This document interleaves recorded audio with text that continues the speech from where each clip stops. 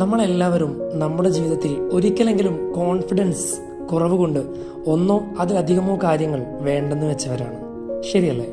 പലപ്പോഴും പല സാഹചര്യങ്ങളിലും നമ്മളെടുക്കുന്ന തീരുമാനങ്ങൾ അല്ലെങ്കിൽ നമ്മൾ കാണുന്ന കാഴ്ചപ്പാടുകൾ, നമ്മുടെ സ്വപ്നങ്ങൾ അതിലേക്ക് ഒരു പടിയെങ്കിലും മുന്നോട്ട് വെക്കുമ്പോൾ കോൺഫിഡൻസിന്റെ കുറവ് കൊണ്ട്, ആത്മവിശ്വാസത്തിന്റെ കുറവ് കൊണ്ട് പലപ്പോഴും നമ്മൾ മുന്നോട്ടെടുത്തു വെച്ച കാൽ പിന്നോട്ടെടുത്തു വെക്കുന്ന ഒരു അവസ്ഥ പലപ്പോഴും നേരിടാറുണ്ട്.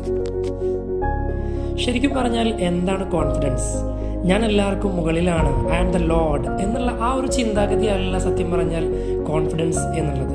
നമ്മൾ മറ്റൊരാളെ കമ്പയർ ചെയ്ത് അല്ലെങ്കിൽ നമ്മുടെ തൊട്ടടുത്തുള്ള ആളെ അല്ലെങ്കിൽ നമ്മളെക്കാൾ ഉയരത്തിലുള്ള ഒരുപാട് ആളുകളുമായിട്ട് കമ്പയർ ചെയ്ത് അതല്ല ശരിക്കും പറഞ്ഞാൽ കോൺഫിഡൻസ് എന്നുള്ളത്.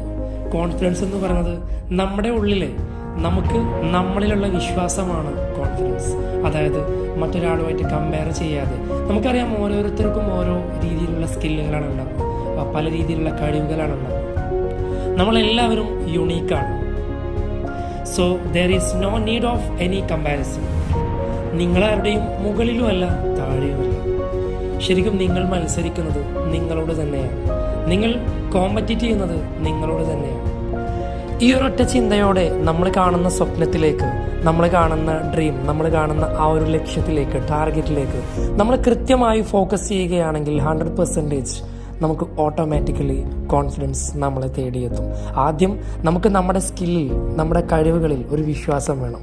എനിക്കത് ചെയ്യാൻ പറ്റും, എനിക്കത് എന്നെ കൊണ്ട് സാധിക്കുമെന്നുള്ള സെൽഫ് കോൺഫിഡൻസ് അല്ലെങ്കിൽ ഒരു ശുഭാപ്തി വിശ്വാസം, അതാണ് യഥാർത്ഥത്തിൽ നമ്മുടെ ജീവിതം തന്നെ അല്ലെങ്കിൽ നമ്മുടെ ഓരോ കാര്യങ്ങൾക്കും നമ്മളെ മുന്നോട്ട് നയിക്കുന്നത്.